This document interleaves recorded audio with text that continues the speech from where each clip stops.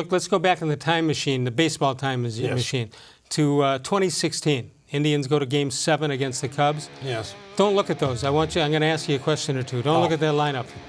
Who do you think was the third baseman on opening day? I was going to say Uribe, and I knew Uribe and Cowgill were in that lineup. Colin Cowgill was in right field. I remember Colin Cowgill. I was like, you got to be kidding me that he's going to be in the opening day. That was the my opening. Eyes are closed right now. All right, now you can open them. Anybody else that I missed out on? Opening day lineup was Rajai Davis. Marlon Byrd completely slipped my mind. Jason PEDs. Kipnis. He got popped for Francisco-Lindor batted third that year, at least in the beginning. Mike-Napoli, party there.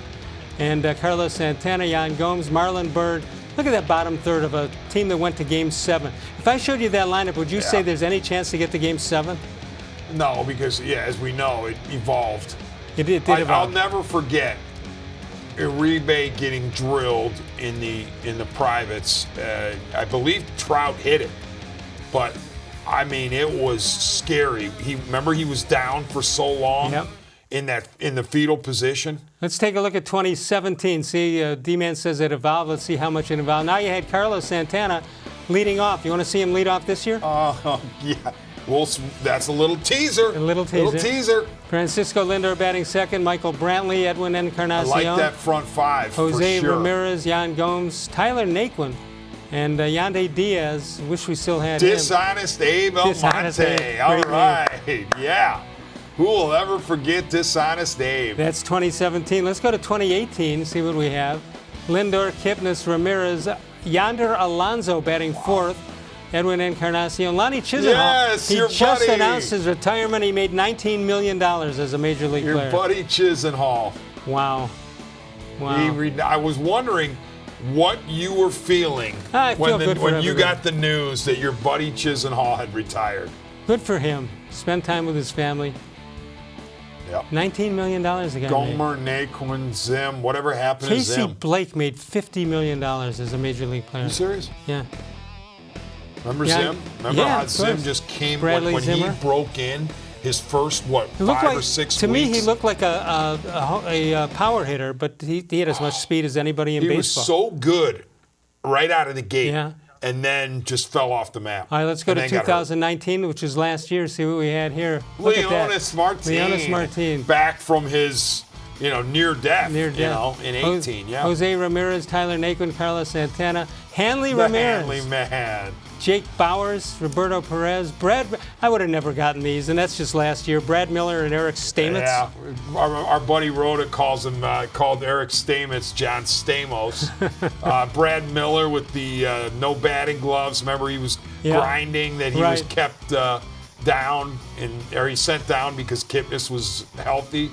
All right, now you have made up your own opening day lineup that you think would be when you made it up, not necessarily what the Indians are going to do. Correct. Right? This is what I would do if I were the Indians. All right, go ahead. You got Lindor at short leading off. He's the most dynamic bat in your lineup. I want to see him as many times as I can. Now, the caveat to this is, it's a huge one, I don't think Lindor wants to be the leadoff man. I think he wants to be in the 3-hole, and if he wants to be in the 3-hole, that's where he's going to end up. Why is that? I'm not saying this is how it's going to be on opening day. Is that for free agent numbers that we put up? I mean, the 3-hole is generally regarded as your best hitter, and even in today's game, I still think that holds.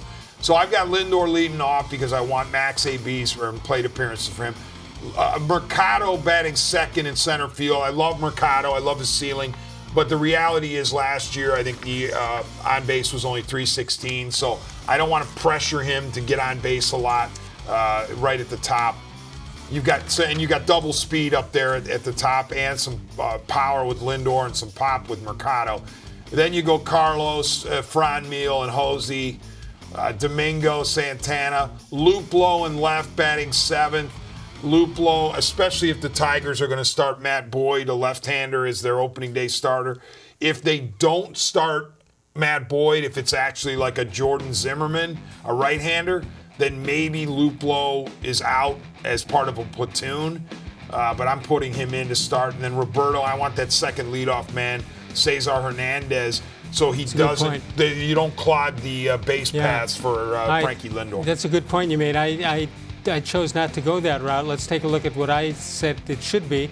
Carlos-Santana leading off. Believe it or not, I want him back at the leadoff position. Why not? He's a close to 400 on base career. He walks a million times. Oscar-Mercado second, Lindor third, Reyes fourth, followed by Jose-Ramirez, who's got to have the same two halves this year. Domingo-Santana, Cesar-Hernandez, Jordan-Luplow, and Roberto-Perez, who, by the way, by all accounts, had a phenomenal year last year. Keep that up, Brian and John, because this is you're doing something with your lineup that Francona always talks about wanting to do, which is break up the switch hitters. He doesn't like to stack them. He's got six switch hitters. You have switch, right, switch, right, switch, right, switch, right, right. So you've broken up all four of your switch hitters. And if I counted it right, and who knows what that'll be with the new pitching rule, about 3 batters. That may come into play also. 216